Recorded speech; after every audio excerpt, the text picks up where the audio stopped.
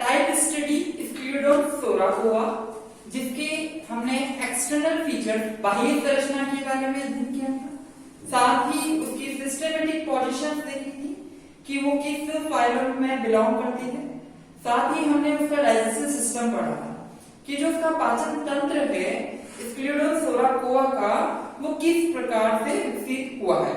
और ये marine water fish है, कॉन्ड्रिक्थिस सुपर क्लास की मेंबर है, तो उसके अंतर्गत इसमें क्या डेवलपमेंट हुआ है उसमें रहने के अनुकूलित। तो ये तो हमने इसके पाचन तंत्र की तरफ देखा।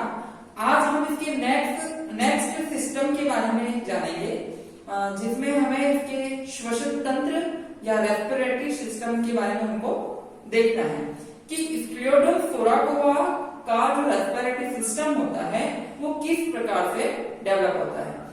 तो आइए हम इसके बारे में चर्चा करें।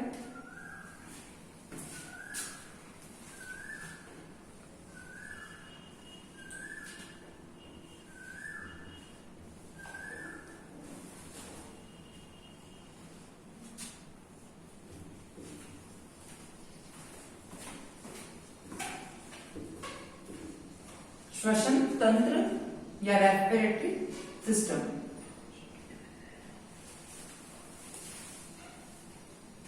श्वसन तंत्र के बारे में चर्चा करें तो बेसिकली हम बात कर रहे हैं कि जो स्क्लेरोसोराकोआ है वो धारा रेखित इस प्रकार की जो मछली है,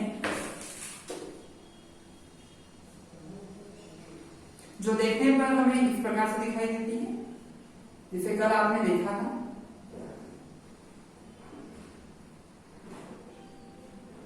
इसके रेस्पिरेशन के लिए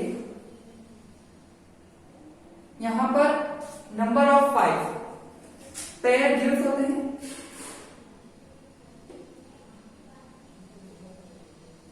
और ये गिल्स कहां पर स्थित होते हैं? ये गिल्स होते हैं पेक्टोरल फिन, जो अंश मेखला है उसके आगे की तरफ, तथा माउथ वाले रीजन से पीछे की तरफ। तो हमें इसके बारे में चर्चा करना नहीं है कि ये क्या है। तो हम इसको देखें सबसे पहले तो इस प्रकार से हमें सबसे पहले डायग्राम शो करना है इसका।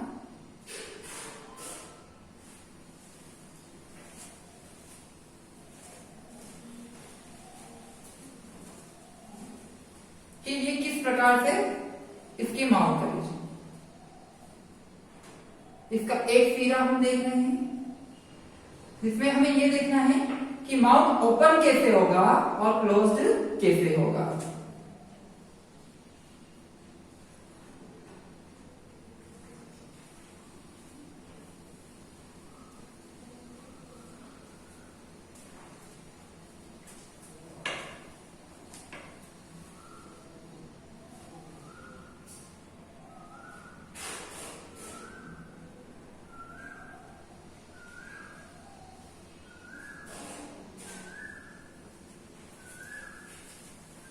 इसमें जो गिल हैं उनकी संख्या हम देखें तो गिल पाउच की संख्या कितनी, नंबर हम जो देख रहे हैं वो तो संख्या 5 होती है, पूर्ण रूप से और अपूर्ण रूप से। ठीक है ना, वो किस प्रकार से व्यवस्थित होते हैं वो हमें देखना है। ठीक है, तो सबसे पहले हम जो बात कर रहे हैं इसके डायग्राम के ऊपर कि ये किस प्रकार से व्यवस्थित है। ये इस प्रकार से व्यवस्थित है और उसमें क्या क्या संरचना हमें दिखाई देती है।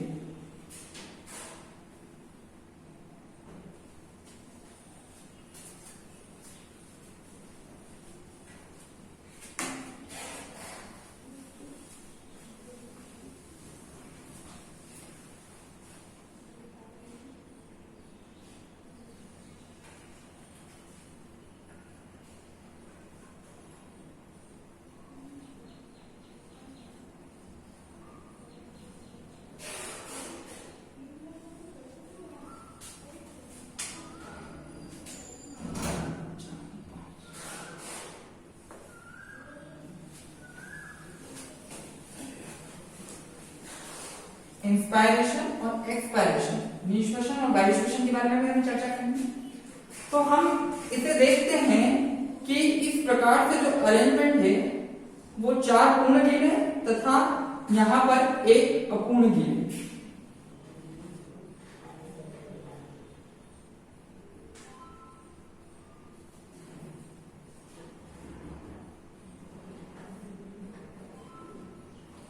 ठीक है,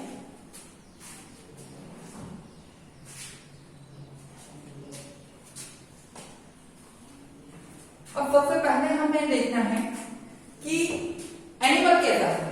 तो एनिमल की बात करें हम, तो जो ये एनिमल है वो एक्वेटिक वाटर के अंतर्गत रहता है। तो सी वाटर में जो होती है वो ऑक्सीजन घुलित अवस्था में पाई जाती है।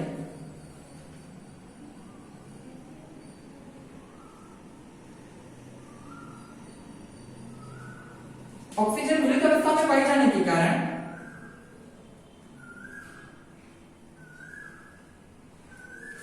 यह ऑक्सीजन जो गिर है उसके माध्यम से किस प्रकार इसके अंतर्गत वो यहां पर शामिल हो सकती है। तो जो जलीय जो प्राणी है पूर्णतया जल में घुली हुई ऑक्सीजन पर निर्भर करते हैं और उसके लिए वेल वेस्कुलर जो क्लॉम्स है उसमें जो संपादित होती हैं ये क्रियाएं सारी उसमें संपादित होती हैं। हम नेक्स्ट जो बात कर रहे हैं हमारे पीपीटी की स्लाइड पर देखिए आप,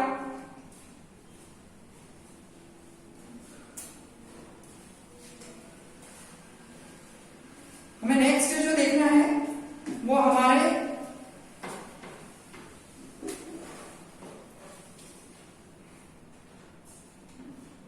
रेस्पिरेशन या रेस्पिरेटरी जो ऑर्गन है वो क्या क्या है। तो रेस्पिरेटरी ऑर्गन की बात करें तो 5 पेयर्स गिल्स पाउचेस के रूप में रहते हैं, साथ ही गिल लैमेला है। इसके साथ हमारे पास जो किस प्रकार से यहाँ पर वर्क करती है गिल लैमेला, साथ में किस जो गिल की टाइप है वो कितने प्रकार से यहाँ पर संभव होंगे।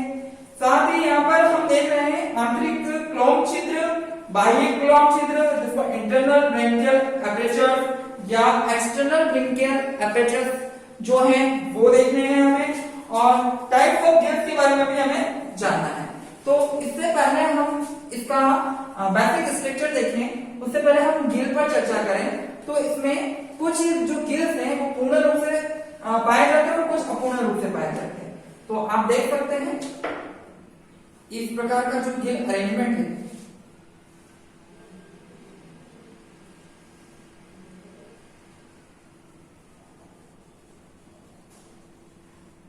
इसकी एक ही और गिल लैमेला पाई गई है जिसको हम हेमीब्रैंक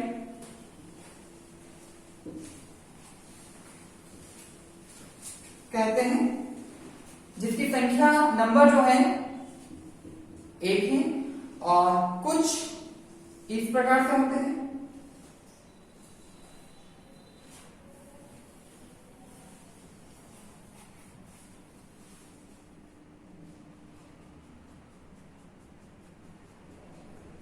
जिस पर दोनों ओर गिल लैमेला पाई जाती है।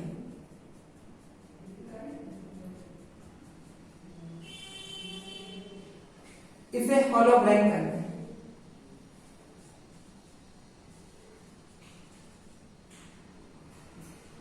जिसकी संख्या 4 होती है। ठीक है, लास्ट में एब्रैंक जो पूर्णतः इस प्रकार से दिखाई देता है।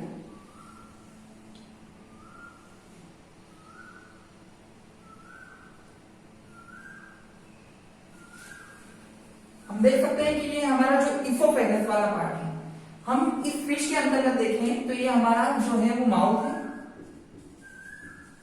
और माउथ में सेकेंड जो ये वाला जो रीजन देख रहे हैं ये हमारी बकल कैविटी, और ये वाला जो रीजन है वो हमारा है फेरिंग्स। अंतिम जो ये देख रहे हैं ये हमारा इसोफेगस है। इसोफेगस के यहाँ पर जो है ये हमारे एब्रैंक है। ठीक है, अब बात करें हम लोग हमारे मैकेनिज्म्स पर कि इस पर जो पानी आया है वो किस प्रकार से कार्य करता है। तो हमें कार्यविधि पर देखनी है, हमें मैकेनिज्म्स देखना है। तो मैकेनिज्म्स में बात करें तो हमारे पास मैकेनिज्म्स के लिए 2 वर्ड्स हैं यहाँ पर, इंस्पायरेशन और एक्सपायरेशन, निश्वसन या उच्च श्वसन। ठीक है, इन दोनों के बारे में हमें देखना है।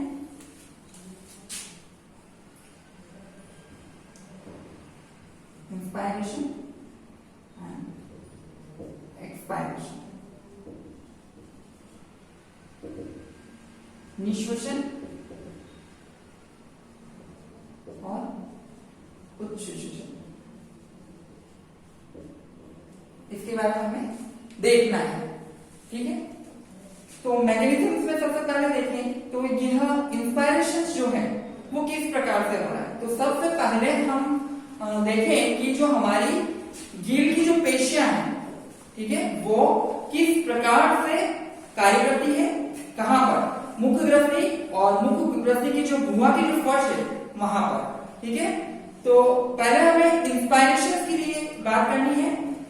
इंस्पायरेशन के लिए बात करें तो आप देखिएगा कि जो हमारा लोअर जॉ है, ठीक है, और हायोमैंडिबुलर जो हमारा जॉ है, जिसको हायोइड आर्च के नाम से जाना जाता है, उसके बारे में हमें चर्चा करनी है। ठीक है, तो सबसे पहले हम देखें कि किस प्रकार की प्रक्रिया है। जैसे ही मछली के अंदर पानी गया, जिस प्रकार ये मुख बंद है और इसमें जैसे ही मुख में पानी जाएगा तो पीछे कहां प्रेशर पड़ा, यहां पर प्रेशर पड़ा, तो मुख क्या होगा, ऊपर की तरफ खुलेगा। ठीक है, जैसे ही पानी अंदर गया तो जो इनकी हायोइड जबड़े जो बॉन्स है, उनके प्रेशर के कारण मुख खुलता है। मुख खुलने के बाद पानी कहां आता है, अंदर की ओर आता है। जब पानी अंदर आता है तो इसके जो फेरिंग्स वाला जो रीजन है, ये वाला जो क्षेत्र है,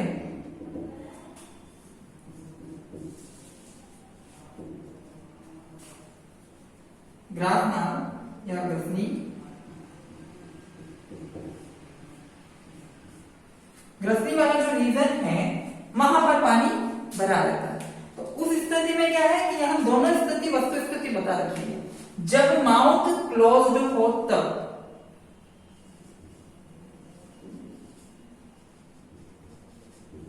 और ओपन माउथ, जब माउथ ओपन हो तब।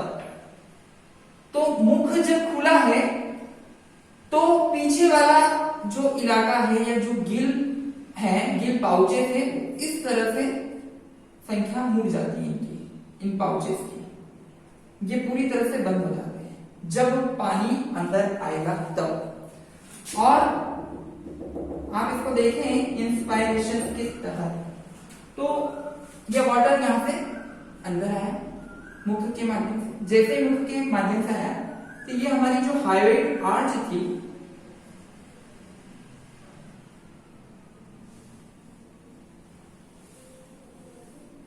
इस हायोइड आर्च के कारण यहां प्रेशर पड़ता है और ये जो इनके एपेचर्स हैं वो इस तरह से मुड़ जाते हैं, जिसके कारण क्या होता है, पानी अंदर ही रह जाता है। पर जैसे ही ये हायोइड आर्च ऊपर की तरफ जाती है, मुख बंद होता है, तब कौन सी उच्च श्वसन या एक्सपायरेशन वाली प्रक्रिया यहाँ पर संभव होती है। तो उस समय क्या होता है, यहाँ पर उस समय जैसे ही मुख बंद रहता है तो ये वाले जो एरिया हैं वो इस तरह से ऊपर की तरफ खुल जाते हैं,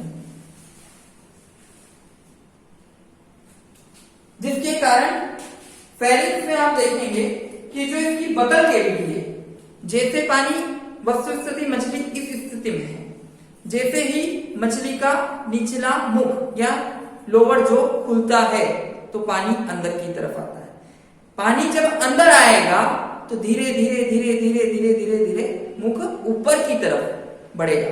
तो उस समय क्या होगा, जिस समय ये ऊपर की तरफ आएगा तब मुख बंद होने लगेगा। आप खुद ही देखिएगा कि ये वस्तु स्थिति कैसे है, जैसे मुख खुला है और पानी अंदर गया है, धीरे धीरे धीरे धीरे ये मुख अपने आप बंद हो रहा है। तो इस वस्तु स्थिति को हम देखें तो इस प्रकार से स्क्लेरोडोन सोराकोआ में ये हायोइड आर्च इस प्रकार से इसे बंद कर देता है। उस समय जब पानी अंदर की ओर भरे और ऊपर जाए तब इसकी जो दीवारें हैं, फेरिंग्स की जो दीवारें हैं, उसमें पाए जाने वाले जो गिल पाउचेस हैं, उनके अंदर से पानी क्या करता है, इन छिद्र के माध्यम से पानी बाहर निकलता है। जब पानी बाहर जाता है तो इन जो ये लेमिना है इनको भिगाता हुआ जो पानी है वो यहां से निकलता हुआ पानी बाहर जाता है। बेसिकली हम बात करें मेराइन वाटर है और इसमें ऑक्सीजन घुली हुई है, तो इसे चाहिए क्या रेस्पिरेशन के लिए? ऑक्सीजन चाहिए। तो ये ऑक्सीजन कहां गई? तो ये ऑक्सीजन हमें यहां मिलेगी, ठीक है।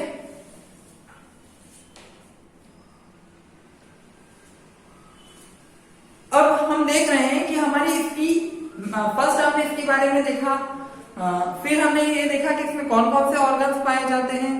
ऑर्गन्स के बाद हमने इसमें ये चर्चा की कि इसकी मैकेनिज्म्स क्या है। तो मैकेनिज्म्स में दो प्रकार के श्वसन होते हैं, इंस्पायरेशन और एक्सपायरेशन, पानी का अंदर आना और अंदर से पानी का बाहर जाना। अब हमें इसकी देखनी है फिजियोलॉजी, ठीक है ना। फिजियोलॉजी ऑफ रेस्पिरेशन की बात करें हम,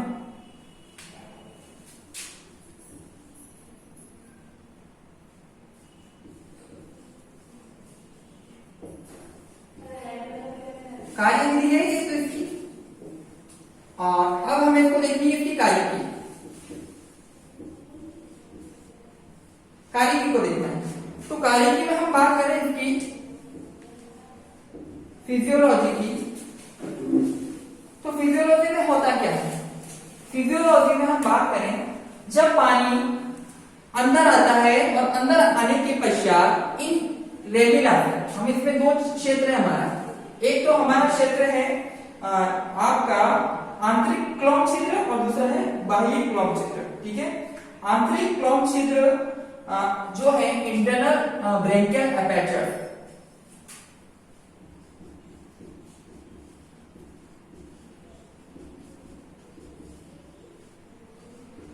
क्लोम छिद्र आप देख सकते हैं, और दूसरा है बाह्य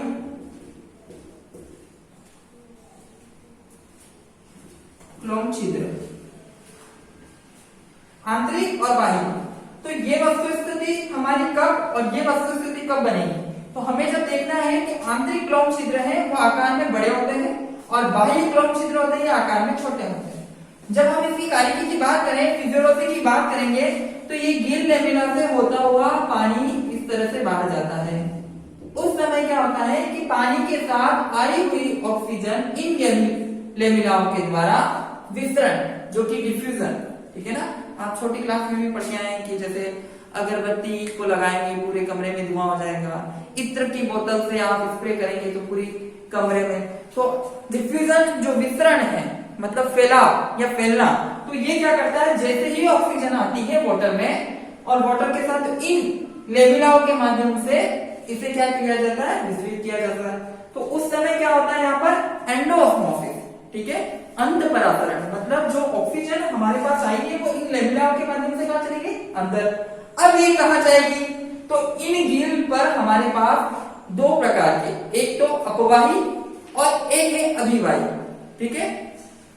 जो शिराएं हैं हमारी, ठीक है, या धमनियां हैं, शिराओं और जो धमनियों का जो क्षेत्र है हमारे पास, तो सबसे पहले हमारी जो धमनियां हैं, अपवाही और अभिवाही जो धमनियां होती है, इफरेंट और एफरेंट, उसके माध्यम से ये क्या करती है, इन्हें आने वाली ऑक्सीजन को ये क्या करती है, हृदय तक पहुंचाने का कार्य करती है। और वो हृदय क्या करता है, इसको पूरी बॉडी में सप्लाई करता है, जैसे टिश्यू है, उसके बाद उनकी सेल्स हैं, तो जिससे उसको क्या मिले, एक तो उसको एनर्जी मिलती है और दूसरा उसमें से क्या जो रिलीज होती है वो CO2। अब ये CO2 क्या करती है, उस समय इन गिल्स के माध्यम से जब पानी एक तरफ से तो ऑक्सीजन अंदर आ रही है और दूसरी तरफ से CO2 यहाँ से बाहर आ रही है, तो ये पानी के साथ जैसे ही बाहर जाती है तो CO2 यहाँ से विमुक्त हो जाती है, ठीक है।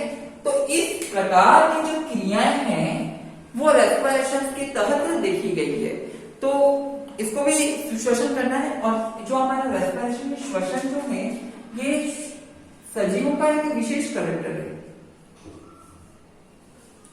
सजीव को जीने के लिए रेस्पिरेशन होना जरूरी है या श्वसन होना जरूरी है, उसका एक बेसिक कैरेक्टर है और इस प्रकार से इसकी क्रियाविधि यहाँ पर संपन्न होती है, ठीक है।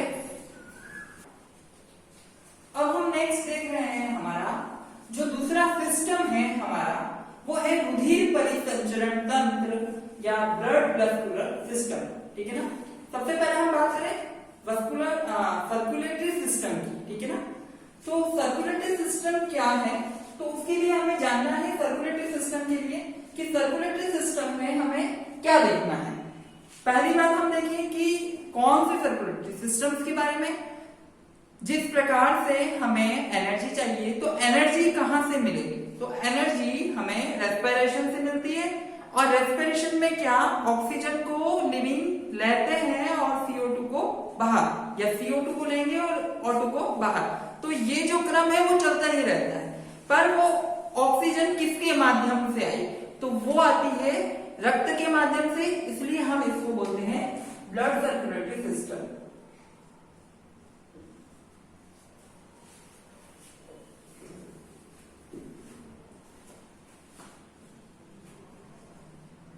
ब्लड सर्कुलेटरी सिस्टम या रुधिर परिसंचरण तंत्र। रुधिर परिसंचरण तंत्र पढ़ने से पहले हम देखते हैं कि हमें उसके अंतर्गत क्या क्या देखना है। तो सबसे पहले हम स्क्लेरोसोराकोआ के बारे में देख रहे हैं, तो हमें 4 चीजों को सबसे पहले ध्यान में रखना है। 4 चीजों में हमें सबसे पहला हमारा है हार्ट एंड पेरिकार्डियम, कि हृदय क्या है। सेकेंड हमें देखना है इसका जो धमनी है, आर्टरी सिस्टम है, वो देखना है। साथ ही हमें देखना है इसमें जो वीनस है, ये शिरा है, वो हमें देखना है। और लास्ट हमें देखना है ब्लड। ठीक है, तो हम इसमें देखेंगे कि हमें क्या क्या देखना है। ठीक है ना, तो हम सबसे पहले हम जो चर्चा कर रहे हैं इसमें, तो हृदय के बारे में देखेंगे कि हृदय जो है, हृदय किस प्रकार का दिखता है।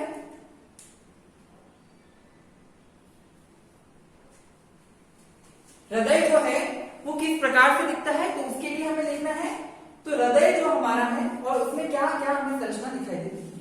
हम बेसिकली बात करें कि हम जब इलास्टोब्रैंकियाई या हम कॉन्डेक्टिव फिशेस की बात करें तो ये जाति वर्गीयता को बताते हैं, फाइलोजेनिक को बताते हैं। पृथ्वी पर आने वाले पहले जीव थे ये। ठीक है, तो इसको हम बेसिकली हम बात करें तो इसकी इस प्रकार से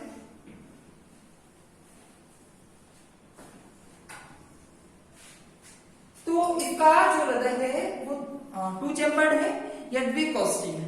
अब इसमें एक आलिंद और एक निलय होता है। ठीक है, जिसके कारण यहाँ पर जो इसका वीनस हार्ट या शीरा-कॉटर हृदय के नाम से भी इसको जाना जाता है। ठीक है, जिसमें अशुद्ध रक्त आता है और एक ही बार रक्त इसमें परिसंचरित होता है। तो सबसे पहला हम जब बात करते हैं हमारे हृदय या हार्ट की,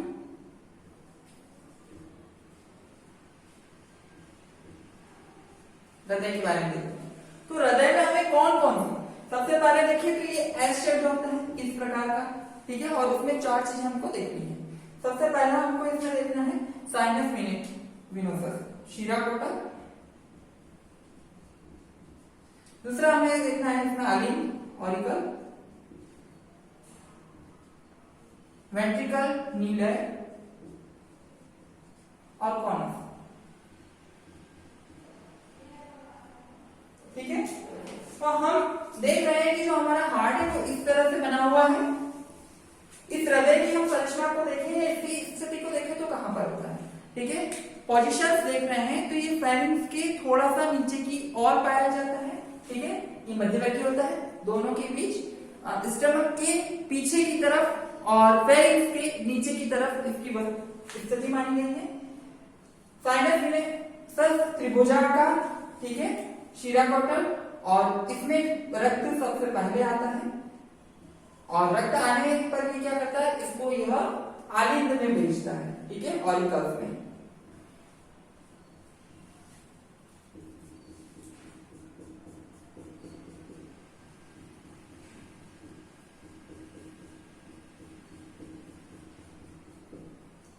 ऑरिकल के बाद जो हमारा ब्लड है वो वेंट्रिकल में जाता है और वेंट्रिकल से होता हुआ ही जाता है कॉनस और वेंट्रल पोर्टा में जाता है। तो इस प्रकार से हमारा जो स्क्लेरोसोराकोआ का हमें फर्स्ट जो सिस्टम देखना है इसके तहत ब्लड सर्कुलेटरी सिस्टम के तहत, तो पहले इसकी पोजीशंस हमने देखी ठीक है, जो हमारा हार्ट है वो किस तरह से होता है और किस प्रकार से कार्य करता है और उसमें कौन कौन से पार्ट होते हैं, इसको कवरिंग करने के लिए एक लेयर होती है जिसको हम पेरिकार्डियम बोलते हैं, हृदय आवरण।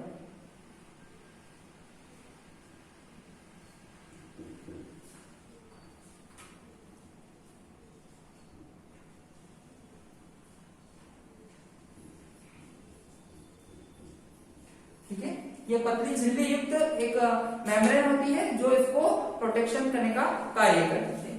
नेक्स्ट हम इसका दूसरा पार्ट बात करें, हम आर्टियल सिस्टम की बात कर रहे हैं। ठीक है, जो शिरा तंत्र है उसके बारे में हमें जानकारी प्राप्त करनी। तो सबसे पहले हमने देखा कि इसकी जो पोजीशन है वो किस तरह से और शिरा तंत्र किस तरह से होता है। शिरा तंत्र जो हम देख रहे हैं आर्टियल सिस्टम, ये मजबूत मांसपेशियों से बना हुआ होता है और इसकी हम जो लोकेशन देख रहे हैं वो आपकी होती है फेरिंक्स के ऊपर की ओर, जो कहां पर जो गिल पाउच बने होते हैं वहां पर जाकर मिलती है। जैसे कि आप देख सकते हैं कि इस प्रकार से ये हमारे यहाँ पर इस प्रकार से संख्या में 5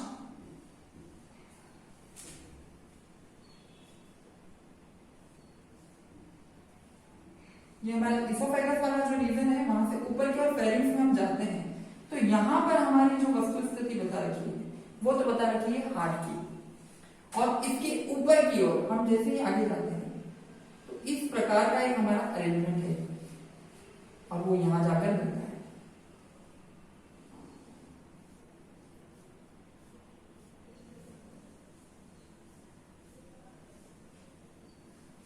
तो यहां से जो ब्लड है पहले यहां पर जाएगा और फिर किस प्रकार से जाएगा, तो पहले अभी हमको जो देखना है इसका, ठीक है, आर्टियल सिस्टम के लिए हम बात कर रहे हैं यहाँ पर शिरा तंत्र की।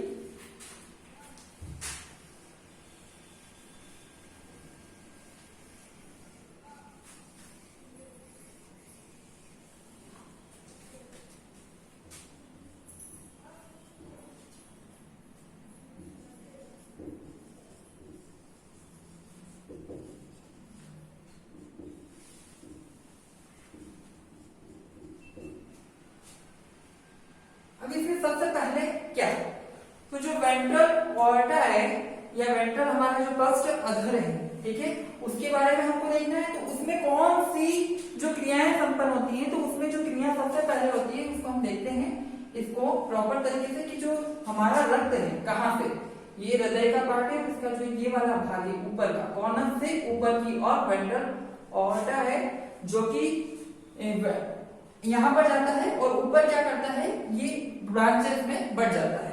तो सबसे पहले हमें देखना है इसमें एफरेंट ब्रेंकियल आर्टरी,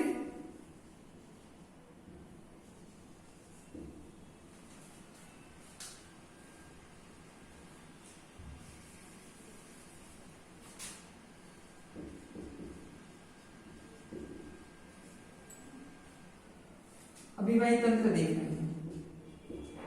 ठीक है, अभिवाही तंत्र जो है हमारा, अभिवाही शिरा तंत्र जो है उसके लिए हम देखें तो इसको वस्तुस्थिति किस प्रकार से बांटेंगे। तो ये जो हमारा वेंट्रल ऑर्टा है ये आगे जाकर दो भागों में बढ़ता है जिसको अनामी या इनोमिनेट ब्रांच के नाम से जाना जाता है। देखिए इस प्रकार से बनी है।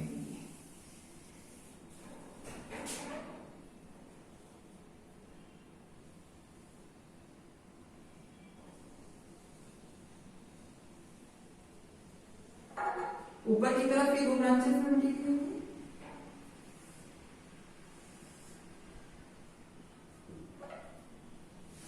और फिर ये सिंगल पेयर्ड।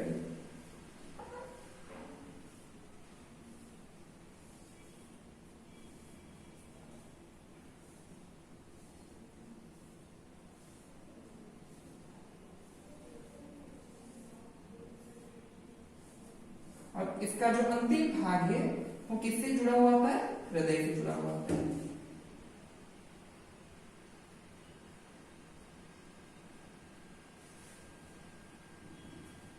तो आगे की जो दो ब्रांच है जिसको हम नाम दे सकते हैं, फर्स्ट एफरेंट ब्रेंकियल आर्टरी और ये हमारी है सेकंड एफरेंट ब्रेंकियल आर्टरी, ठीक है।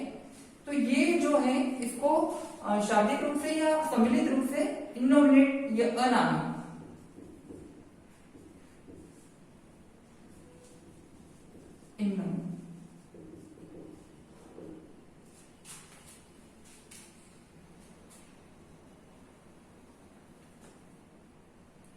इग्नोमिनेट जो कि आगे जाकर क्या होती है, वो ब्रांच में बढ़ती है। अब यहां से क्या होगा कि जितने भी प्रकार का जो हमारा ब्लड है वो कहां पर जाएगा, इनके बीच में हमारे पास यहां पर कौन होते हैं, गिल कैप्ट होते हैं,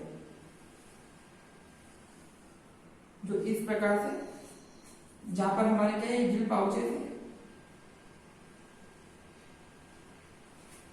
ये संख्या में 5 होती है।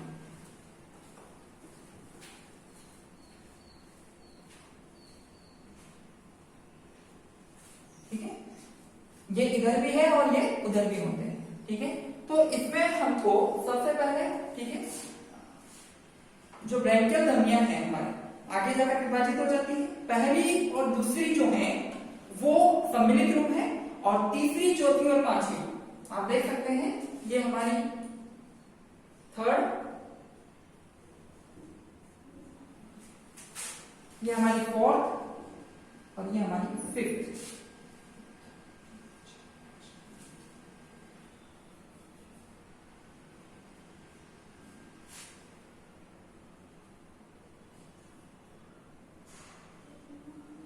इस प्रकार से यह विभाजित होती है। ठीक है, हमारे जो पीपीटी का जो डायग्राम है उसमें भी आप देख सकते हैं।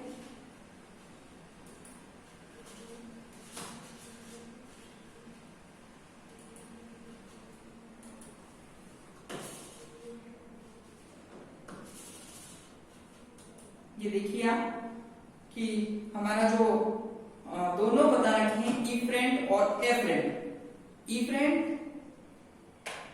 इफ्रेंट जो है देखिए आप,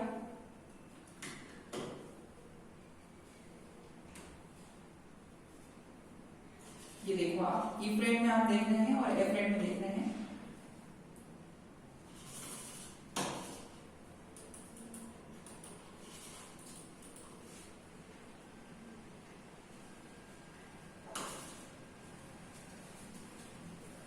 इफ्रेंट जो है उसमें आपको क्या क्या पढ़ना है और एफ्रेंट में क्या पढ़ना है, देखिए वो कैसे होगा। जैसे हम सबसे पहले बात कर रहे हैं, हमारे जो एफ्रेंट है उसमें फर्स्ट, सेकेंड, थर्ड, फोर्थ और फिफ्थ। ठीक है, जो हमारी सेंट्रल पॉइंट है वो हमारा वेंट्रल और डोर्सल ऑर्टा के थ्रू हमें पढ़ना है, और उसके बाद हमारा जो हार्ट है वहां से आने वाला जो ब्लड है वो किस प्रकार से कार्य करेगा। ठीक है, तो हम सबसे पहले जो अभी हमने जो देखा वो हमने एफ्रेंट के लिए देखा। अब हमें देखना है हमारे इफ्रेंट के लिए। जब हम इफ्रेंट की बात करेंगे तो यहाँ पर हमारे पास अभिवाही, पहले हमने अभिवाही के बारे में देखा, अब जो हम देख रहे हैं वो एफ्रेंट या अपवाही शिरा तंत्र के बारे में जाने। ठीक है ना, एफ्रेंट जो हमारा है वो किस प्रकार से कार्य करेगा। ठीक है, तो उसमें हमें जो देखना है एफ्रेंट के तहत, ठीक है, तो इसमें कौन कौन सी मस्कुलर स्थिति आएगी, इस प्रकार से इसमें ब्रांचेस बनी हुई होती है, जो संख्या में कितनी होती है, इस संख्या में 9 होती है।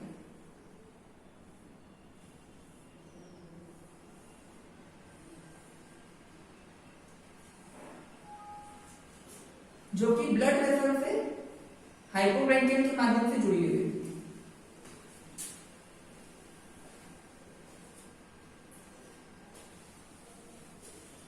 और ये यहां से 4 इपीब्रैंकियल, जो कि हमारा कौन है,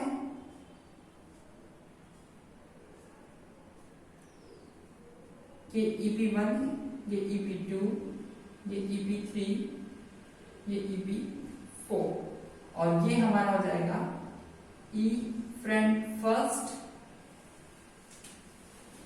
ये हमारा हो जाएगा इफ्रेंट सेकेंड, ये इफ्रेंट थर्ड, इफ्रेंट 4, ये अभी हो जाएगा हमारा इफरेंट 5, 6, 7, ये 8 और ये जो 9th वाली है ये अधूरी रहती है। ठीक है,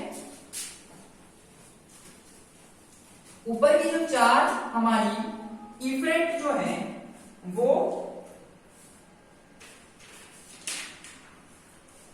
अभिवाही क्लॉक, ठीक है, या हमारी जो इफरेंट ब्रैंकियल धमनियां हैं ये 4 तो पूर्ण होती है, जो 1 से लेकर 8 नंबर, और जो 9th वाली है नंबर ये जो होती है ये हमारी अपूर्ण होती है। ठीक है, और ये किससे जाकर जुड़ी हुई होती है, ये डॉर्सल ऑर्टा जो हमारे पास है उससे जाकर जुड़ी होती है।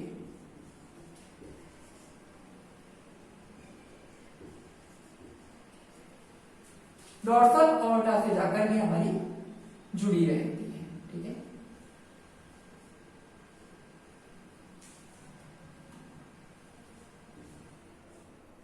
इस प्रकार से इनमें जो शिरा हमारा जो हमने देखा शिरा तंत्र है, ठीक है, उसमें ये 2 प्रकार की अपवाही और अभिवाही इफरेंट ब्रैंकियल आर्टरीज और एफरेंट ब्रैंकियल आर्टरीज के बारे में इसका सम्मिलित रूप है और वो इस प्रकार से है। ये जो डायग्राम है ये मेन एग्जाम में भी पूछा जाता है, साथ ही आपके जो प्रैक्टिकल एग्जाम्स होते हैं उसमें भी इसकी चर्चा की जाती है।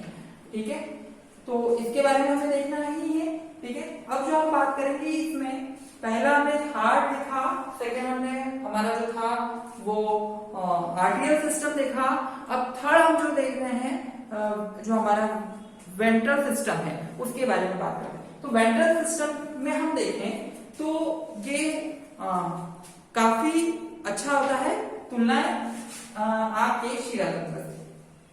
तो इसमें क्या होता है कि जो ब्लड है वो वहां पर जाता है पर विपरीत दिशा में नहीं भेजता। इसमें कुछ विभिन्न प्रकार के कपाट पाए जाते हैं और इन कपाटों के माध्यम से जो ब्लड है पूरी बॉडी में सप्लाई होता है और अंतिम में हमारे पास आता है हमारा ब्लड।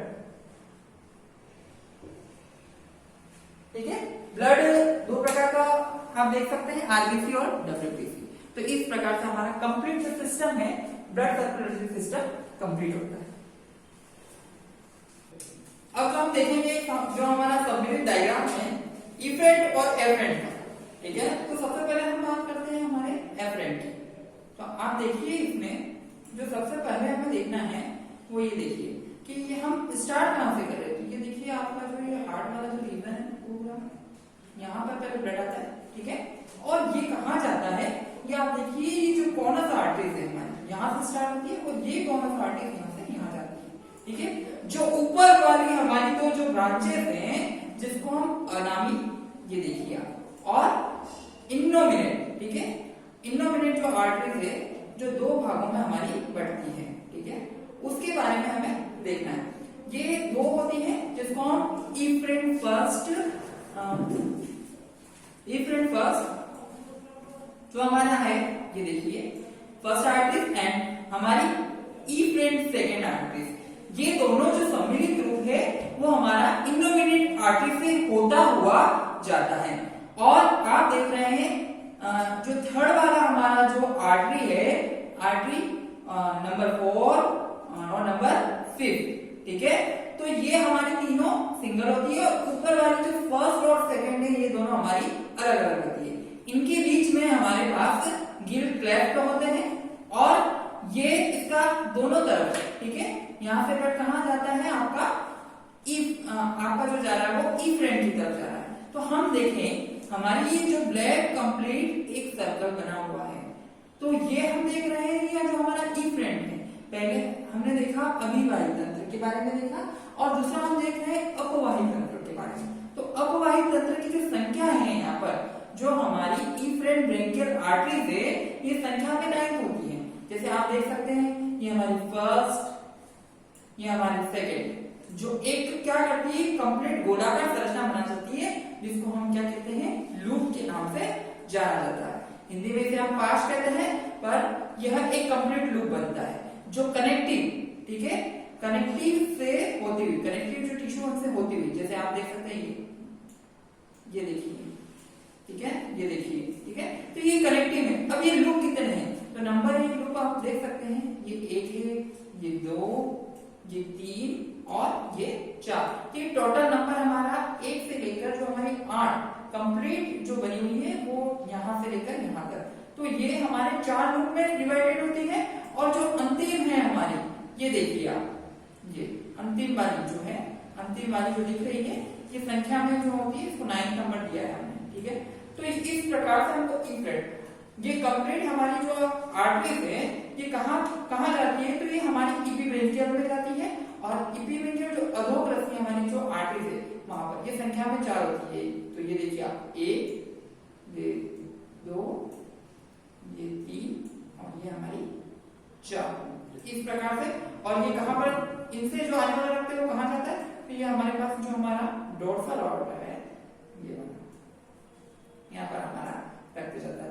तो हमने जो पहले हमने ब्लड सर्कुलेटरी सिस्टम में देखा, ये सबसे आईएमपी क्वेश्चन थे आपके लिए।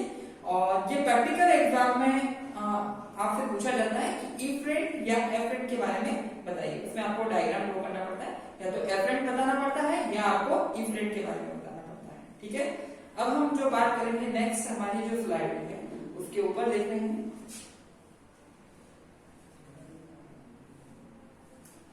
न्यूरल सिस्टम के बारे में, ठीक है। न्यूरल सिस्टम क्या होता है, ठीक है। तो हमें एक सिस्टम सारे नहीं है, ठीक है। तो अब हमें ये देखना है वो हमारा नर्वस सिस्टम या न्यूरल सिस्टम, जिसको हम हमारे ब्रेन के थ्रू होने वाली जितनी भी प्रकार की जो घटनाएं होती हैं उसके बारे में हमें अध्ययन करना है। तो स्क्लेरोसिस जो थोराकोआ है उसमें किस प्रकार की तंत्रिकाएं पाई जाती हैं उसके बारे में हमें देखना है, और कितने प्रकार की है उसके बारे में आपको देखना है। तो सबसे पहले हम बात करें तंत्रिका तंत्र की।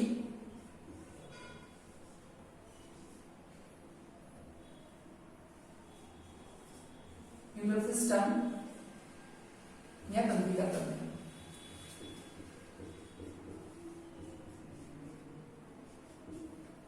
तंत्रिका तंत्र की बात करें हम, तो तंत्रिका तंत्र किस प्रकार का होता है, ठीक है। तो सबसे पहले हम नर्वस सिस्टम में बात कर रहे हैं। हमारे पास 3 प्रकार के नर्वस सिस्टम होते हैं, सीएनएस, पीएनएस और ANS. Central nervous system, peripheral nervous system और ऑटोनोमस नर्वस सिस्टम। तो सबसे पहले हमको जो बात करनी है हमारी, वो बात करनी है central nervous system. Central nervous system में हमें कौन कौन से पार्ट हमें दिखाई देते हैं। तो पहले हम बात करें सेंट्रल नर्वस सिस्टम की।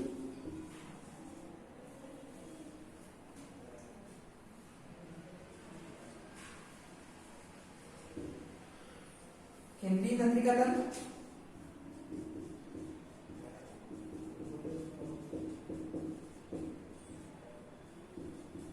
ठीक है। हमारी स्लाइड पर हम देखेंगे केंद्रीय तंत्रिका तंत्र के अंदर, ठीक है, जो हमारा केंद्रीय तंत्रिका तंत्र है उसमें हमें क्या क्या देखना है। तो केंद्रीय तंत्रिका तंत्र में हमें क्या दिखाई देता है, एक तो हमारा मस्तिष्क और दूसरा हमें रीढ़ की जो हड्डी हमारी, ठीक है, रीढ़ की जो रज्जु है या कॉर्ड है उसके बारे में देखना है। तो सबसे पहले हम हमारा जो है ब्रेन की बात कर रहे हैं। मस्तिष्क किस प्रकार से दिखाई देता है, मस्तिष्क में हमें कौन कौन से पार्ट दिखाई देते हैं। तो मस्तिष्क में हम बात करें, हमें फोरब्रेन, अग्र मस्तिष्क, मिड ब्रेन, मध्य मस्तिष्क और आपका हिंड ब्रेन, जिसको हम बोलते हैं पश्चिम मस्तिष्क, ठीक है। ये हमें तीनों देखना है। अब अग्र मस्तिष्क कैसा दिखाई देता है, पश्चिम मस्तिष्क कैसा दिखाई देता है और मध्य मस्तिष्क कैसा दिखाई देता है। देखिए हम एक चित्र के माध्यम से इसे समझे कि स्क्लेरोथोराकोआ की हम जब स्टडी करते हैं तो इस प्रकार को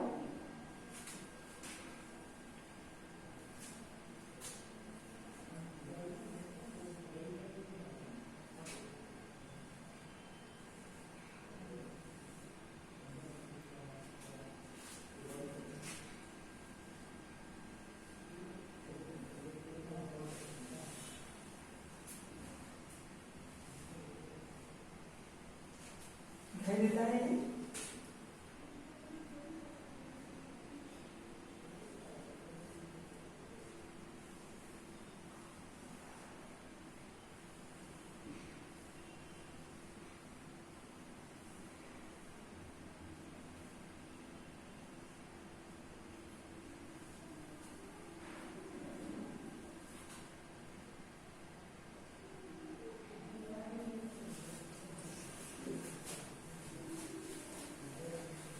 अब हमारा यहां से यहां तक का भाग, यहां से यहां तक का भाग और ये वाला भाग, ठीक है, ये तो हमारा है फोरब्रेन, मिड ब्रेन,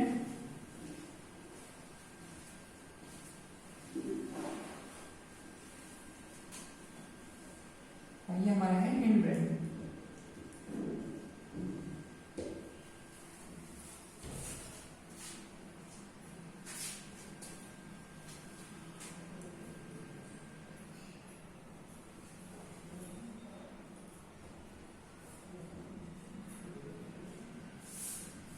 ठीक है, तो इस प्रकार का स्क्लेरोथोराकोआ में जो ब्रेन देख रहे हैं हम, वो इस प्रकार से 3 भागों में डिवाइडेड होता है। हम बात करते हैं कि फोर ब्रेन में हमें कौन कौन सी संरचनाएं दिखाई देती है, तो फोर ब्रेन में हमको सेरिब्रम दिखाई देता है और डायनोसिफेरम जो होता है वो हमको दिखाई देता है, जबकि मिड ब्रेन सेंट्रल वाला पार्ट है, और जो हमारा हिंड ब्रेन है उसमें हमें सेरिबेलम और आपका जो है मेडुला ऑब्लोंगेटा जो कि अंतिम क्षेत्र में होता है वो हमें दिखाई देता है। नेक्स्ट बात करते हैं हम हमारी जो स्पाइनल कॉर्ड है, ठीक है, स्पाइनल कॉर्ड क्या होती है कि मेडुला ऑब्लोंगेटा से लेकर टेल तक का जो रीजन होता है वहां तक फैली हुई रहती है। नेक्स्ट बात जो हम कर रहे हैं हमारा पेरिफेरल नर्वस सिस्टम या हमारा जो है कपाल तंत्रिका जो थी, ठीक है ना, पीएनएफ में, ठीक है ना, तो हम जो पेरिफेरल परिधीय तंत्रिका तंत्र की बात कर रहे हैं, तो तंत्रिका तंत्र की हम जब बात करेंगे, यहाँ पर आप देख सकते हैं पेरिफेरल नर्वस सिस्टम जब देख रहे हैं, यहाँ एक स्प्रिंग स्टेट है, कोई बात नहीं, आपको PER से शुरू होती है, ठीक है, तो ये हमारा परिधीय जो है, आप इसमें देखिएगा कि हमने एक चित्र देख रहे हैं, देखिए आप इसमें चित्र में आप देख रहे हैं कि जो हमारा मछली है वो स्पाइनल कॉर्ड जो है आपका वो देखिएगा, हाँ,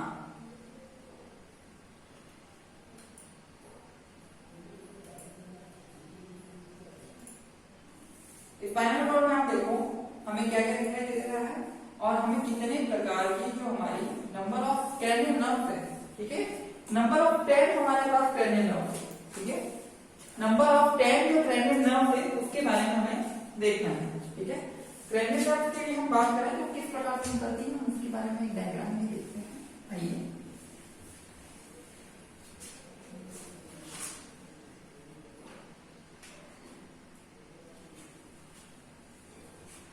ये हमारी स्पाइनल कॉर्ड, ये हमारा ब्रेन, यहाँ से इस प्रकार की संरचनाएं निकलती हैं। पेरिफेरल जो हमारा नर्वस सिस्टम है, पेरिफेरल नर्वस सिस्टम के अंतर्गत हमें देखना है कि किस प्रकार की क्रेनियल नर्व पाई जाती है। क्रेनियल नर्व के लिए हम बात करें तो हमारे पास यहाँ पर जो पेरिफेरल है, पेरिफेरल नर्वस सिस्टम हम देख रहे हैं, ठीक है, ठीक है, तो ये पेरिफेरल जो नर्वस सिस्टम है हमारा वो किस प्रकार से, तो हम जातिवर्तीता को हमारा देखें जो फाइलोजेनिक है, तो फाइलोजेनिक में जो हमारा स्टार्ट हुआ है, तो सबसे पहले हमारा जो एक्वेटिक एनिमल्स में जो क्रेनियल नर्व, क्योंकि यहाँ पर क्या है वर्टिब्रेट्स हम पढ़ रहे हैं, वर्टिब्रेट्स में क्या है कि वर्टिब्री, तो वर्टिब्री किससे अटैचमेंट होती है, ब्रेन से अटैचमेंट होती है, ठीक है। तो हम जो चर्चा कर रहे हैं, जो हमारा मस्तिष्क है, मस्तिष्क के साथ निकलने वाली जो तंत्रिकाएं हैं, जो शरीर के विभिन्न अंगों को क्या करती है, उसमें जितनी भी क्रियाएं हो रही हैं, जैसे हम आंखों का हिलना, स्वाद, उसके बाद कानों के माध्यम से सुनना, तो ये जितने भी प्रकार की जो दैनिक क्रियाएं होती हैं उनमें कौन हेल्प करता है, तो जो हमारी तंत्रिका तंत्र होता है वो हमारा हेल्प करता है। तो फिश, हम स्क्लेरोथोराकोआ में जो तंत्रिका तंत्र होता है वो संख्या में होता है 10, ठीक है। ये कॉम्पिटिटिव एग्जाम के लिए पूछा जाने वाला क्वेश्चन है, नीट में पूछा जाने वाला क्वेश्चन है, ठीक है। तो हमें ये जो 10 तंत्रिकाएं हैं उसको याद कैसे किया जाए, तो उसको याद करने के लिए हमें इस वर्ड को याद रखना पड़ेगा जिसका नाम है उगता पाग। उगता पाग मतलब इसमें कितने ओ हैं, 3 ओ हैं, उगता पाग, ठीक है ना। अब कैसे, ठीक है, तो ये संख्या में कितनी आप गिन लीजिए, इग्नोर है 10। अब देखिए कैसे, ठीक है।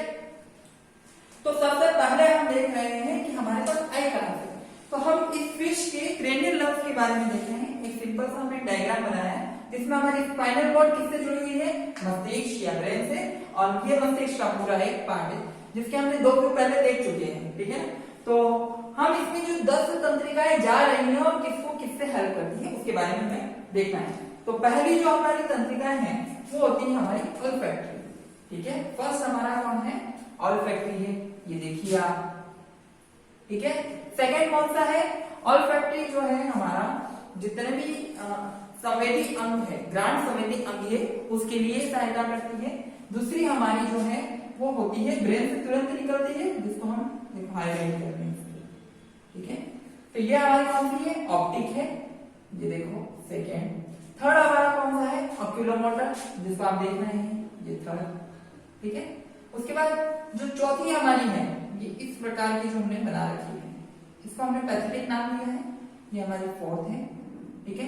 हाँ, एक बात और बता दें, इन सभी क्रेनियल नर्व्स को जब हम लिखते हैं तो हम इन्हें रोमन वर्ड्स की गिनती के अकॉर्डिंग लिखते हैं, ठीक है। फिफ्थ नंबर पे हमारा जो है वो है ट्राइजेमिनाई, ठीक है। सिक्स पर हमारा आएगा जो हमारा है एपिफेंस, जिसको देखो आप, हम इसको हमारा जो 50 पर जो डायग्राम है उस पर अच्छे से हम देख सकते हैं। आइए,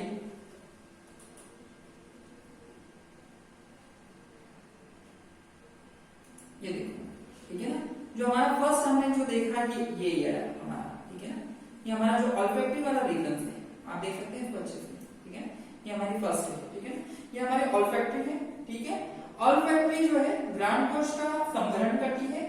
साथ ही दूसरी जो हमारी है ऑप्टिक, ऑप्टिक को आप देख रहे हैं, इसको दृक तंत्रिका के नाम से भी जाना जाता है, जो कि नाम से स्पष्ट है क्या काम आएगी देखने के लिए, ठीक है। तो ये हमारे लिए क्या काम आएगी, ये देखो, ये ऑप्टिक है और ये क्या काम करती है, हमारे देखने के लिए कार्य करती है। तीसरी जो हमारी है ऑक्यूलोमोटर, ठीक है। ये नेत्रगोलक, आइरिस, लेंस, इनकी जो गतिविधियां होती हैं उनको नियंत्रण करने के लिए सहायता करती है। ये देखिए आप, तीसरी जो हमारी है ऑक्यूलोमोटर, ये यहाँ पर शो कर रही है, ठीक है। चौथी जो हमारी है पैथेटिक, ठीक है।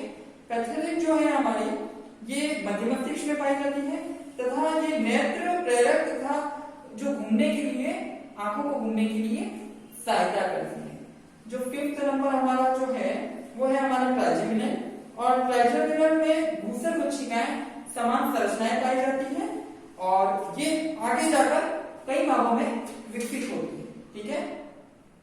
नेक्स्ट हम देख रहे हैं हमारी जो है एपिफेज, ठीक है। एपिफेज जो होती है ये आकार में छोटी होती है तथा जितनी भी रेक्टल पेशियां होती हैं उनमें सहायता करती है।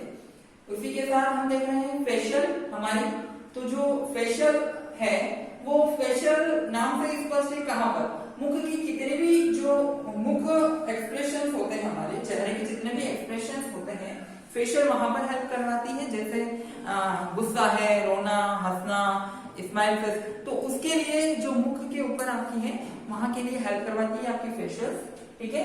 फिर आती है आपकी ऑडिटरी, सुनने के लिए, जिसको हमने यहाँ हाईलाइट कर रखा है, ऑडिटरी ब्रेन के तुरंत पीछे, जो सुनने से रिलेटेड हमारा कार्य करती है। और अंतिम की जो हमारी दो है ग्लोसोफेरिंजियल और वेगस, ठीक है। जो हमारा ग्लोसोफेरिंजियल और जो वेगस है, ठीक है, तो ये दोनों हमारे इस प्रकार की जो है अंतिम ये ब्रेन से निकलती हुई इस प्रकार की जो ब्रांचेस है, जिसको हमने इस प्रकार से बता रखा है। ये जो हमारा प्रथम गिल जो होगा मुख के तुरंत बाद, जो कि क्या होता है, पूर्ण रूप से हेमी ब्रेन होता है, पूर्ण नहीं होता है, ये अपूर्ण है, तो वहां पर जो हेल्प करवाता है हमारा, तो ये तो है हमारा ग्लोसोफेरिंजियल। और अंतिम जो हमारी वेगस है, जो आप देख सकते हैं इसे, ये 4 भागों में बटी हुई है, ये 1, 2, 3 और ये 4, जो कि पूर्ण जो हमारे गिल्स होते हैं, ठीक है। और बहुत सारे ब्रांचेस पीछे भी जाती है, तो वेगस वहां पर उसकी सहायता करती है। तो इस प्रकार से हमने अभी जो देखा, हमारा जो तंत्रिका तंत्र था वो कौन सा, क्रेनियन नर्व वाला, ठीक है, जो हमारी केंद्रीय या जो कपाल की जितनी भी तंत्रिकाएं थी उसके बारे में हमने अध्ययन किया, ठीक है। नेक्स्ट हम जो देख रहे हैं, देखो इनके नाम बता रखे हैं, olfactory first, optic, oculomotor, pathetic, trigeminal, abducens, facial, auditory, glossopharyngeal और वेगस। जिसको याद करने का सबसे अच्छा एक तरीका बता रखा है आपको, उक्ता पाक। उक्ता पाक से आप याद रखेंगे तो हमेशा याद रहेंगे। एक बात और बता दें, ये फिश है और एम्फीबियंस में हम देखेंगे तो ये 10 ही होती है, पर जैसे ही हायरार्की में हम जाएंगे तो इसकी संख्या 10 से 12 हो जाती है। ठीक है, नेक्स्ट हमको देखना है यूरिनोजेनेटर सिस्टम। ठीक है, यूरिनोजेनेटर सिस्टम की बात करेंगे हम। ठीक है,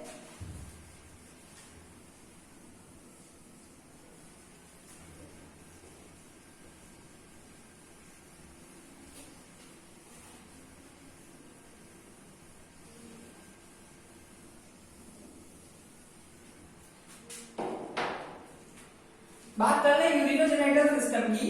तो हमारा जो यूरिनोजेनेटर सिस्टम है, मूत्र जनन,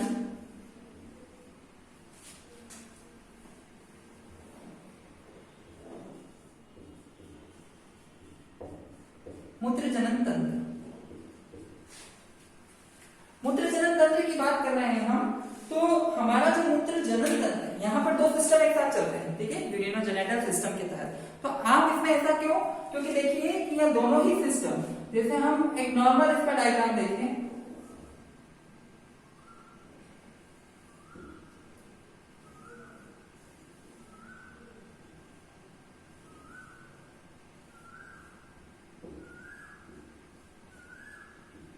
तो आप देख रहे होंगे कि मतलब ये कोई इसकी टेस्टिस या इसका कोई भी पार्ट है, जैसे मान लिया कि ये टेस्टिस है, वृषण, मेल यूरिनोजेनेटर सिस्टम है, पर साथ ही साथ इसमें कौन सा है, जो इसकी किडनी वाला पार्ट था, इसमें जो किडनी है वो किस प्रकार की है? तो वो मीजोनेफ्रिक प्रकार की है।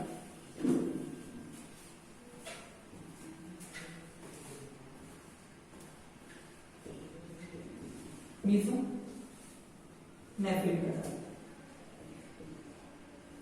मीजोनेफ्रिक प्रकार की जो किडनी है वो इसमें पाई जाती है। मतलब इसमें क्या होता है कि उत्सर्जन तंत्र और जनन तंत्र दोनों ही एक साथ चलते हैं, जिसके कारण क्या होता है, इसको हमने एक नाम दे दिया यूरिनोजेनेटर सिस्टम या मूत्र जनन तंत्र, जिसको हम देखते हैं हमारे पीपीटी के अंतर्गत। तो इसमें क्या क्या आएगा? सबसे पहला जो हमारा किडनी वाला पोर्शन है। ठीक है, स्क्लेरोड में दोनों जो लिंग होते हैं या मेल फीमेल दोनों ही अलग होते हैं। ठीक है, तो मेल फीमेल हम देख रहे हैं तो स्क्लेरोड में दोनों ही अलग होते हैं, और इसे ऐसे को हम लैंगिक विरूपता के नाम से भी जाना जाता है। ठीक है, सेक्सुअल डिमॉर्फिज्म। ठीक है, अब पहले आपको देखना है मेल यूरिनोजेनेटर सिस्टम। मेल यूरिनोजेनेटर सिस्टम के तहत सबसे पहले यूरिनोजेनेटर सिस्टम देखें तो यूरिनोजेनेटर में आपको देखना है कि जो इसकी किडनी है वो मध्य वृक्कीय किडनी या मीजोनेफ्रिक प्रकार की होती है। और सेकंड देखना है हमको मेल रिप्रोडक्टिव ऑर्गन। तो मेल रिप्रोडक्टिव ऑर्गन के तहत हमें क्या क्या पढ़ना है? तो मेल रिप्रोडक्टिव ऑर्गन में हम देखना है तो एक तो इसके जो टेस्टिस होते हैं उसमें क्या है, उसके बाद वासा डिफरेंशिया, वासा डिफरेंशिया, फेमिनिन वेसाइकल। ठीक है, किससे अटैचमेंट होता है और कैसे होता है। ठीक है, तो हमको इसके अंतर्गत देखना है। ठीक है, इसको समझने के लिए हमारे जो पीपीटी की जो स्लाइड पर जो डायग्राम दे रखा है उसको आप ध्यान से देख सकते हैं कि हमारे पास जो टेस्टिस है, टेस्टिस जो हैं वो काफी लंबे हैं। यहाँ पर आप देख सकते हैं ये पूरे जो टेस्टिस है ये काफी लंबे हैं। ठीक है ना, और ये संख्या में पेयर्ड होते हैं। ठीक है, ये किससे अटैचमेंट है? तो आप यहाँ देखेंगे कि ये वाला जो क्षेत्र है ये क्लोएका क्षेत्र है, और इनकी कौन से फिन के यहाँ पर है? तो ये है आपके दोनों पेल्विक फिन के यहाँ पर है। ठीक है, और यहाँ से ये संरचना निकल रही है, ये सहायक जननांग अंग है जिसको हम क्लैस्पर बोलते हैं। यह है एक विशेष लक्षण है किसका? स्क्लेरोडम सोराकोआ का। ये आपकी रेक्टल ग्लैंड है। ये रेक्टल ग्लैंड जो होती है, यहाँ से रेक्टल ग्लैंड से अटैचमेंट होते हैं आपके जो टेस्टिस, ये दोनों ही यहाँ से अटैच होते हैं, और यहाँ से टेस्टिस कहाँ जाते हैं? आपकी जो मीजोनेफ्रिक किडनी है उसके अग्रभाग, जिसका अग्रभाग आप जो बता रहे हैं वो आप देख रहे हैं, तो वो जो आपका अग्रभाग है वो वासा डिफरेंशिया है। वासा डिफरेंशिया एक गुच्छित रूप में पाया जाता है जो आगे जाकर क्या होता है, इस प्रकार से बहुत सारी संरचना में खुलता है, जिसे वॉल्फियन डक्ट के नाम से भी जाना जाता है, और ये वॉल्फियन डक्ट वासा डिफरेंशिया के नाम से भी जाना जाता है। ये आगे जाकर क्या करती है? ये आगे जाकर कहां पर? सेमिनल वेसिकल, जो हमारा शुक्राशय है, वहां पर जाकर रिलीज होती है।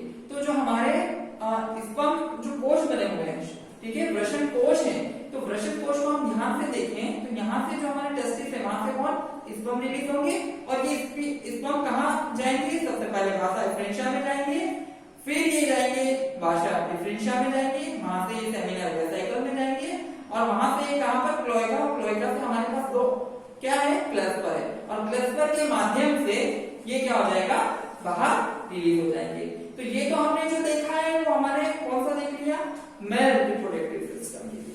अब हम जो बात कर रहे हैं फीमेल रिप्रोडक्टिव सिस्टम या ऑर्गन्स के बारे में, तो फीमेल रिप्रोडक्टिव सिस्टम के लिए हम बात करें तो हमारे पास वन पेयर स्मॉल ओवरी है, ठीक है, ओविडक्ट है, यूट्राई है, उसके बाद जो वेजाइना है, और इस प्रकार की जो संरचना है हमको देखने को मिलती है, ठीक है।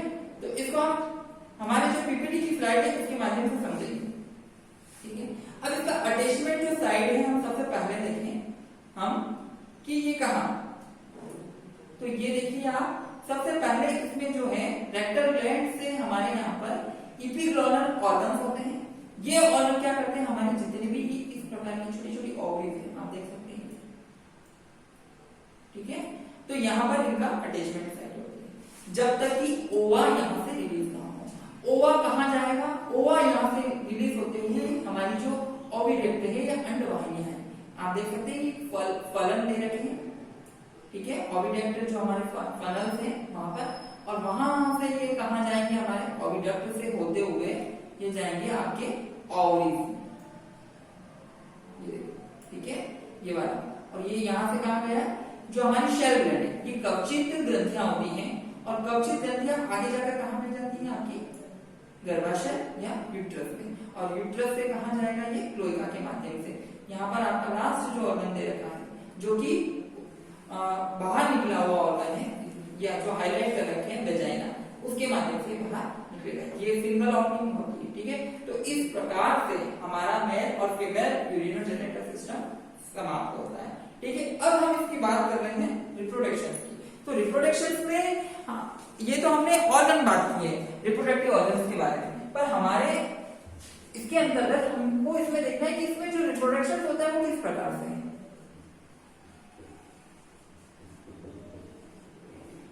हाँ, तो रिप्रोडक्शन में सबसे पहले क्या हुआ, इधर से स्पर्म उधर से ओवा, तो क्या हुआ, फर्टिलाइजेशन हुआ। तो फर्टिलाइजेशन किस प्रकार से होता है, तो हमने देखा कि मेल के पास क्लस्पर था और फीमेल के पास वेजाइना है, तो यहाँ पर जो आपका फर्टिलाइजेशन या निषेचन जो हो रहा है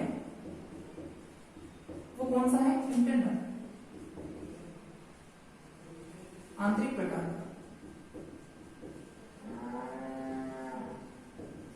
और आपको बता दें कि इसके पास क्या है, यूट्रस है, ठीक है, गर्भाशय है, तो इसमें इस प्रकार की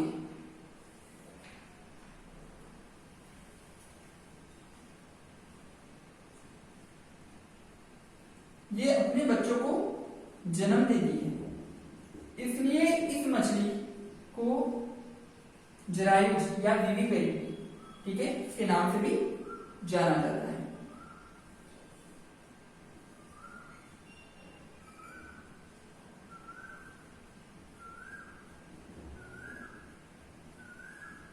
तो ये अपने गर्भाशय के अंतर्गत इस प्रकार से जो पाउचेस होते हैं उसके अंदर ये क्या करती है, अपने बच्चों को जन्म देती है।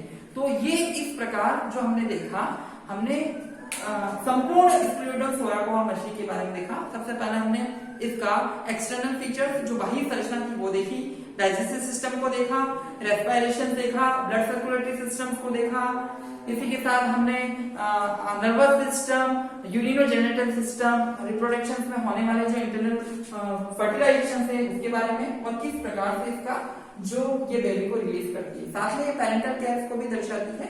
तो इस प्रकार से हमारा जो स्क्लेरोन जो है सिलेबस के अकॉर्डिंग टाइम स्टडी वो यहाँ पर समाप्त है।